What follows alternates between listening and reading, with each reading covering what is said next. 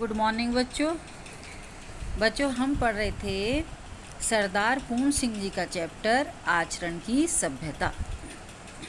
तो बच्चों इसमें लेखक ने कि किस प्रकार से स्पष्ट किया है कि व्यक्ति के आचरण का निर्माण करने में न केवल एक अच्छे विचार और व्यवहारी सहायक होते हैं, वरन उसके विचार, बुरे विचार, आचरण, दुखद स्थितियां आदि भी व्यक्ति के आचरण का निर्माण करने की दृष्टि से अत्यंत महत्वपूर्ण होती हैं। तो चलिए बच्चों पढ़ते हैं आगे। यदि एक ब्राह्मण किसी डूबती कन्या की रक्षा के लिए, चाहे वह कन्या जिस जाति की हो, जिस किसी मनुष्य की हो, जिस किसी देश की हो, अपने आप को गंगा में फेंक दे, चाहे उसके प्राण या काम करने में रहें चाहे जाएं। यानी कि लेखक का कहने का तात्पर्य है कि जैसे कोई ब्राह्मण, यदि एक ब्राह्मण किसी डूबती हुई कन्या की रक्षा के लिए, चाहे वह कन्या किसी भी जाति की हो, किसी भी मनुष्य की हो, किसी भी देश की रहने वाली हो, वह उसके लिए एक ब्राह्मण अपने प्राणों का भी त्याग कर दे, चाहे उसके प्राण उसमें रहें या फिर चले जाएं। तो इस कार्य में प्रेरक आचरण की मौनमयी भाषा किस देश में, किस जाति में और किस काल में कौन नहीं समझ सकता। अर्थात क्योंकि आचरण का क्या हुआ इसमें, मौन, क्या उसमें थोड़ी कहा था कि बचाने के लिए या कुछ भी। इसमें क्या है कि ब्राह्मण की ही अंदर की प्रेरणा, जो उसका एक आचरण, जो उसका सभ्य आचरण है कि वो किसी को भी डूबते हुए देखता है, उसको बचाने के लिए वह अपने प्राणों की बाजी भी लगा देता है। तो कौन नहीं समझ सकता। प्रेम का आचरण, दया का आचरण, क्या पशु क्या मनुष्य, जगत के सभी चराचर आप ही आप समझ लेते हैं। तो जैसे कि प्रेम का, दया का आदि विभिन्न आचरण को समझना भी अधिक कठिन नहीं होता, वरन ऐसे आचरण तो सहज ही स्पष्ट हो जाता है कि क्योंकि चाहे वो आचरण किसी भी देश का हो, जाति के व्यक्ति हो, पशु भी प्रेम, दया, सेवा की भावना से युक्त सदाचरण को सहज ही समझ लेते हैं। क्या पशु क्या मनुष्य, पशु हो, पशु भी हमारे प्रेम की भाषा को समझ लेते हैं। क्या हम उन्हें बोल के बताते हैं? नहीं, वो हमारे मौन आचरण की भाषा को स्वयं ही समझ लेते हैं। एक सभ्यतापूर्ण आचरण को समझने के लिए किसी से कुछ पूछने की आवश्यकता नहीं होती। जैसे जगत भर के बच्चों की भाषा इस भाष्यहीन भाषा का चिन्ह है। बालकों के शुद्ध मौन का नाद और हास्य ही सब देशों में एक सा ही पाया जाता है। अब जैसे कि क्या होता है कि एक बच्चा है, सारे संसार के बच्चे हैं, क्या बच्चा अपनी भाषा को, भाष्यहीन भाषा का एक चिन्ह है कि जैसे भूख लगी तो रो दिया, कुछ परेशानी हुई तो रो दिया, खुश हुआ तो हंस लिया। तो उसी प्रकार से सभी बच्चों में एक समानता पाई जाती है और बालकों का यह शुद्ध मौन नाद, उनकी ध्वनि, उनका हास यानी कि हंसना सभी देशों में एक सा पाया जाता है। यानी कि ये बालकों की भाषा आचरण की मौन भाषा का श्रेष्ठ उदाहरण है।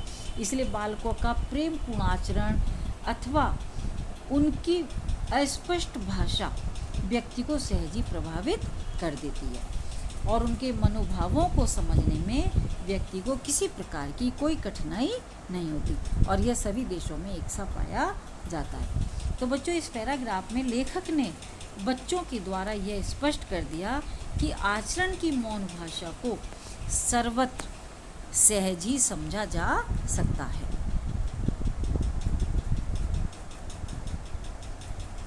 मनुष्य का जीवन इतना विशाल है कि उसमें आचरण को रूप देने के लिए नाना प्रकार के ऊंच नीच, भले बुरे विचार, अमीरी और गरीबी, उन्नति और अवनति इत्यादि सहायता पहुंचाते हैं। अब इसमें बच्चों लेखक ने कि एक व्यक्ति के आचरण के निर्माण में केवल अच्छे विचार ही मान्य नहीं होते, उसके बुरे विचार, बुरे आचरण, उसकी अमीरी, गरीबी, इन सब में ये भी महत्वपूर्ण, उन सब का भी महत्वपूर्ण योगदान है। कि जैसे कि मनुष्य का जीवन कैसा है, विशाल है, बड़ा है और उसमें सभी प्रकार के अच्छे बुरे कारक होते हैं कि उसके आचरण का निर्माण करने में वे सहायक होते हैं।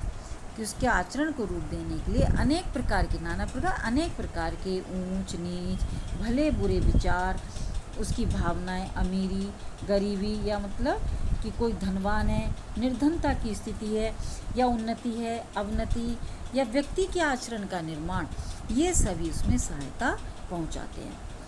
पवित्र अपवित्रता उतनी ही बलवती है जितनी कि पवित्र और पवित्रता। कि जैसे लेखक का यहाँ पर बच्चों कहने से क्या तात्पर्य है कि बुरे विचार प्रत्येक स्थिति में अहितकर सिद्ध नहीं होते, कि बुरे विचार कि जैसे अर्थात अपवित्रता में भी आचरण के विकास की संभावना रहती है। कैसे? कि जैसे जो पाप जानबूझकर नहीं किया गया हो और उस पाप को करने वाला प्रायश्चित करके महान बन सकता है। यानी कि यदि हमसे कोई गलत कार्य हो गया है, कोई पाप हो गया है जो हमने जानबूझकर नहीं किया है और हमने उसका पश्चाताप भी कर लिया, उसका प्रायश्चित भी कर लिया है, तो लेखक का कहने का तात्पर्य है कि वह भी उतना ही पवित्र है। कि जो कुछ जगत में हो रहा है वह केवल आचरण के विकास के अर्थ में हो रहा है। कि जैसे कि जिस प्रकार से पवित्रता की शक्ति से गहन अनुभूति प्रारंभ हो जाती है, इस प्रकार संसार में जो कुछ भी घट रहा है वह आचरण के निर्माण की दृष्टि से सहायक ही सिद्ध होता है, मतलब उसी के अर्थ में हो रहा है। अंतरात्मा वही काम करती है जो बाह्य पदार्थों के संयोग का प्रतिबिंब होता है। लेखक का कहने का तात्पर्य है बच्चों यहाँ पर कि जैसे व्यक्ति की आत्मा उसे उन्हीं कार्यों को करने के लिए प्रेरित करती है जो बाह्य पदार्थों के संयोग का, जो बाहरी पदार्थ होते हैं उनके संयोग का प्रतिबिंब होता है। और जिन व्यक्तियों को हम पवित्र आत्मा कहते हैं, कि जिनको हम पवित्र आत्मा कहते हैं, क्या पता किन किन कूपों से निकलकर वे अब उदय को प्राप्त हुए, कि वे न मालूम कितनी अपवित्रताओं को त्याग कर ही पवित्र बन सके, कि न जाने उन्होंने कितने पाप किए हों, उसके पश्चात प्रायश्चित करने के पश्चात वे अपने पापों को छोड़कर, अपनी बुराई को छोड़कर महान बन गए हों। जिनको हम धर्मात्मा कहते हैं, क्या पता है कि किन किन अधर्मों को करके वे धर्म ज्ञान पा सके हैं। तो लेखक का कहने का तात्पर्य है कि व्यक्ति के आचरण का निर्माण करने में अच्छाई एवं बुराई दोनों का ही महत्व है। कि जिनको हम सभ्य कहते हैं और जो अपने जीवन में पवित्रता को ही सब कुछ समझते हैं, कि जिन्हें हम एक सभ्य आचरण कहते हैं और वे अपने जीवन में पवित्रता को यानी कि एक अच्छे आचरण को ही सब कुछ समझते हैं, क्या पता है वे कुछ काल पूर्व बुरी और अधर्म अपवित्रता में लिप्त रहे हों। जैसे बच्चों माना जाता है कि जैसे पहले वाल्मीकि, आदि कवि वाल्मीकि पहले क्या थे, डाकू थे, लेकिन एक प्रेरणा के कारण क्या बन गए, वो एक महाकवि बन गए जिन्होंने रामायण जैसे महाकाव्य को रचा। तो अपने जन्म जन्मांतरों के संस्कारों से भरी हुई अंधकार में कोठरी से निकल ज्योति और स्वच्छ वायु से परिपूर्ण खुले हुए देश में जब तक अपना आचरण, अपने नेत्र खोल चुका, तब तक धर्म के गूढ़ तत्व कैसे समझ में आ सकते हैं। तो यानी कि लेखक का कहने का तात्पर्य है कि जब तक हम अपने जन्म जन्मांतरों के संस्कारों से, जो हमारे जन्म जन्मांतर के संस्कार हैं, उनसे भरे हुए उस अंधकार में कोठरी से निकलकर हम पवित्र प्रकाशमान स्वच्छ वायु से खुले हुए वातावरण में जब तक अपना आचरण, अपने नेत्र न खोल चुका हो, तब तक धर्म के गूढ़ तत्व कैसे समझ में आ सकते हैं। यानी कि जो मानव मात्र में प्रेम और सहनशीलता की भावनाएं भरता है, जो धर्म हमें आगे की ओर बढ़ने के लिए प्रेरित करता है, तो वे तभी हमें समझ में आ सकते हैं जब हमारे अंदर उसको सहने की, उसकी शक्ति को पाने की सामर्थ्य होती है। नेत्र रहित को सूर्य से क्या लाभ, यानी कि जो नेत्र रहित है, जिसके नेत्र नहीं है, उसे सूर्य से क्या लाभ। कविता, साहित्य, पीर, पैगंबर, गुरु, आचार्य, ऋषि आदि के उपदेशों से लाभ उठाने का यदि आत्मा में बल नहीं तो उनसे क्या लाभ। लेखक का कहने का तात्पर्य है कविता हो, साहित्य है, पीर, पैगंबर, गुरु, आचार्य, ऋषि आदि के उपदेश, यानी कि जो धर्म ग्रंथों में जो उपदेश दिए गए हैं उनसे अलग भी अनेक बातें हैं। जब तक वह जीवन का बीज पृथ्वी के मलमूत्र के ढेर में पड़ा है, अथवा जब तक वह खाद की गर्मी से अंकुरित नहीं हुआ है और प्रस्फुटित होकर उससे 2 नए पत्ते ऊपर नहीं निकल आए, तब तक ज्योति और वायु किस काम की। यानी कि लेखक का कहने का तात्पर्य है प्रेम का आचरण, यानी कि प्रेम पूर्ण आचरण के अभाव में हमारे धर्म संप्रदाय हमारे मन में एक वैमनस्य का भाव भर देते हैं, एक मानसिक संघर्ष का कारण भर देते हैं। तो उन सब से क्या लाभ, जब हमारे जीवन में कि बीज पृथ्वी के मलमूत्र के ढेर में पड़ा, अथवा जब तक वह खाद की गर्मी से अंकुरित नहीं हुआ, यानी कि जो एक पौधे को निकलने के लिए क्या चाहिए, ज्योति भी चाहिए, यानी कि सूर्य का प्रकाश भी चाहिए, वायु भी चाहिए, तभी वह अंकुरित होकर ऊपर की ओर निकलता है। उसी प्रकार से एक आचरण को पाने के लिए, एक सभ्य आचरण को पाने के लिए हमें उस पर ध्यान देना होगा।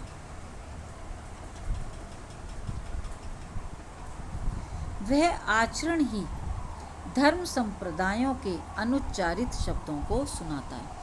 बच्चों, इसमें सरदार पूर्ण सिंह जी ने कि जैसे धर्म मानव मात्र में प्रेम और सहनशीलता की भावनाएं भरता है, जो धर्म और संप्रदाय प्रेमपूर्ण आचरण नहीं सिखाते हैं उन्हें हम धर्म नहीं कह सकते, क्योंकि जो धर्म संप्रदाय हैं वे यदि हमें धर्म का या अपने शब्दों के माध्यम से उनका अनुभव नहीं कराएं, उसे हम धर्म नहीं कह सकते। हम में कहाँ है, जब वही नहीं तब फिर क्यों न ये संप्रदाय हमारे मानसिक महाभारतों का कुरुक्षेत्र बने। यानी कि इसका अनुभव कराता है प्रेम का आचरण, कि यदि प्रेम का आचरण का अभाव होगा तो हमारे धर्म संप्रदाय हमारे मन में एक वैमनस्य का भाव पैदा कर देते हैं, और जो मानसिक संघर्ष का, महाभारतों से मतलब है मानसिक संघर्ष का कारण बन जाते हैं। क्यों ना अप्रेम, अपवित्र, हत्या और अत्याचार इन संप्रदायों के नाम से हमारा खून करें। यानी कि जो संप्रदाय हैं, धर्म के संप्रदाय बने हुए होते हैं, तो अगर हम धर्म संप्रदायों पर आधारित ग्रंथों में लिखी हुई बातों का आधार मानकर संघर्ष करने लगते हैं, और उसका फल क्या होता है कि हम हत्याओं और अत्याचारों का बोलबाला हो जाता है और धर्म के नाम पर रक्तपात हो जाता है।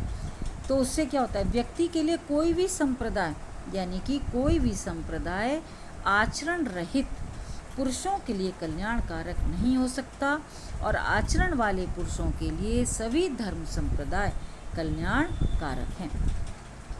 यानी कि जो व्यक्ति के लिए कोई भी संप्रदाय कल्याणकारी नहीं हो सकता जो आचरण से रहित है, यानी कि जिस व्यक्ति में आचरण ही नहीं है तो उसके लिए वे कोई भी संप्रदाय उसका कल्याण का कारण नहीं बन सकता। लेकिन जो एक आचरणवान पुरुष है उसके लिए प्रत्येक धर्म, प्रत्येक संप्रदाय कल्याणकारी हो सकता है। सच्चा साधु धर्म को गौरव देता है, धर्म किसी को गौरवान्वित नहीं करता। तो बच्चों, इसमें कि व्यक्ति की महानता का, यानी कि सच्चा साधु धर्म को गौरव देता है, इसे मतलब है कि व्यक्ति की महानता का कारण धर्म नहीं है, धर्म किसी को गौरवान्वित नहीं करता, वरन एक सदाचारी और सज्जन व्यक्ति को पाकर कोई भी धर्म स्वयं ही गौरवान्वित हो जाता है। तो बच्चों, इस वाले पैराग्राफ में लेखक ने यह स्पष्ट किया है कि धर्म व्यक्ति को महान नहीं बनाता, अपितु एक सदाचारी व्यक्ति ही धर्म को गौरवान्वित करता है। यानी कि धर्म की महत्ता किससे? एक सदाचारी व्यक्ति से।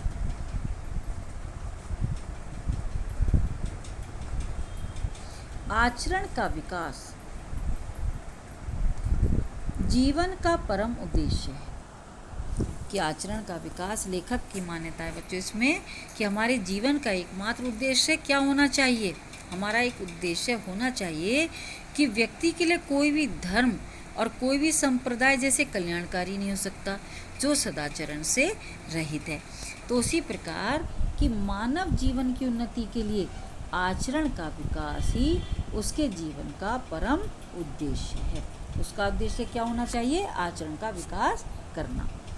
आचरण के विकास के लिए नाना प्रकार की सामग्रियों का जो संसार संभूत शारीरिक, प्राकृतिक, मानसिक और आध्यात्मिक जीवन में वर्तमान है, उन सबकी सबका क्या एक पुरुष, क्या एक जाति के आचरण के विकास के साधनों के संबंध में विचार करना होगा। अर्थात कि जीवन का जो हमारा महान उद्देश्य है वो क्या है? अपने आचरण का विकास करना। एक आचरणहीन व्यक्ति अपने संपूर्ण मानव जाति के लिए क्या हो जाता है?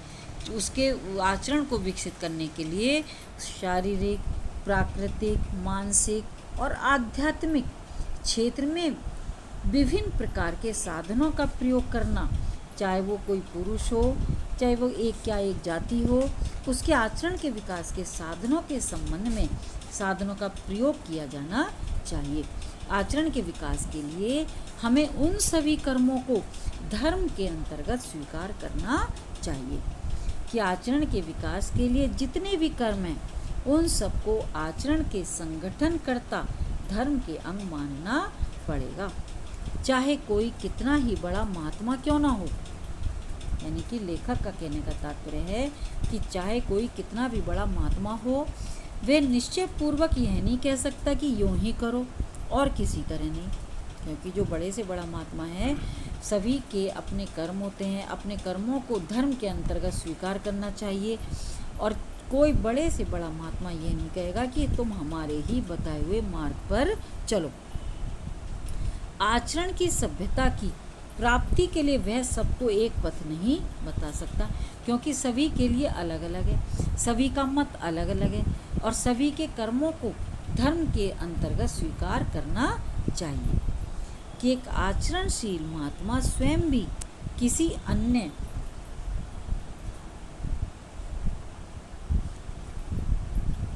की बनाई हुई सड़क से नहीं आया, उसने अपनी सड़क स्वयं ही बनाई थी। यानी कि उसने अपने लिए स्वयं ही अपना रास्ता चुना था। इसी से उसके बनाए हुए रास्ते पर चलकर हम भी अपने आचरण को आदर्श के ढांचे में नहीं ढाल सकते। तो बच्चों, लेखक का कहने का तात्पर्य है कि एक सदाचारी महापुरुष किसी दूसरे के बनाए हुए मार्ग से नहीं आते, वे किसी प्रकार का भी अंधानुकरण नहीं करते, परंतु क्या करते हैं? अपने विकास के लिए वे स्वयं ही अपना मार्ग बनाते हैं। और इस प्रकार हमें भी अपने आदर्शों पर चलकर ही अपने जीवन के आदर्श को प्राप्त करना होगा। यदि हमें अपना रास्ता अपने जीवन की कुदाली की एक एक चोट से रात दिन बनाना पड़ेगा, अर्थात हमें दिन रात परिश्रम करके अपने जीवन के मार्ग का निर्माण करना होगा और समाज के और उसी पर चलना भी पड़ेगा। यानी कि समाज के सभी व्यक्तियों को अपनी परिस्थिति और स्थान और समय के अनुसार इन संसार रूपी सागर को पार करने के लिए उसे अपने लिए अपने मार्ग स्वयं ही बनाना होगा। हर किसी को अपने देश कालानुसार राम प्राप्ति के लिए अपनी नैया आप ही बनानी पड़ेगी। यानी कि अपने लिए आदर्शों की नौका, जैसे अपनी नैया से मतलब है आदर्श रूपी नौका हमें स्वयं ही बनानी पड़ेगी। क्या प्राप्त करने के लिए? जैसे राम को प्राप्त करना, अर्थात अपने आचरण को पाने के लिए अपने आप को हमें अपने आदर्श स्थापित करने के लिए स्वयं ही उस पर मेहनत करनी पड़ेगी और आप ही चलानी पड़ेगी। इससे तात्पर्य क्या है बच्चों? कि जैसे सदाचार कोई बना बनाया हुआ एक मार्ग नहीं होता, हर व्यक्ति की अपनी अपनी आवश्यकताएं होती हैं, अपनी अपनी परिस्थितियां होती हैं और उसका निर्माण उसे स्वयं ही करना पड़ता है और उसे स्वयं ही उस पर चलना होता है। तो बच्चों, आपको ये समझ में आ गया होगा। अगर समझ में नहीं आए तो मुझसे पूछ लेना। धन्यवाद।